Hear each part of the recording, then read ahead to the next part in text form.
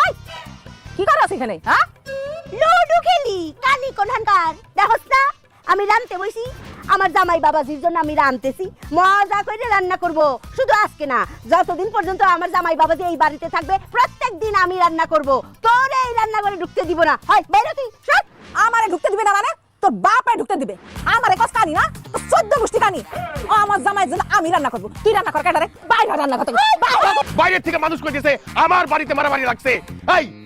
এই নতুন জামাই সামনে তোরা কি দিয়ে মারামারি করস? আব্বাজান কে আমার জন্য রান্না করবে এটা নিয়ে দুজনে মারামারি করতেছে। আপনি আছেন খুব ভালো হইছে, আপনি ছাড়া এর কেউ দিতে পারবে না। এখন আপনি বলেন কে আমার জন্য রান্না করবে? বড় বউ রান্না করবে, তার রান্নার হাত ভালো।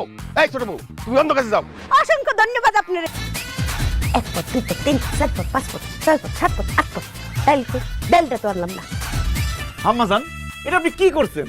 এটা আমার পেট তেলের ড্রাম না, এত খাবার আমি কিভাবে খাবো?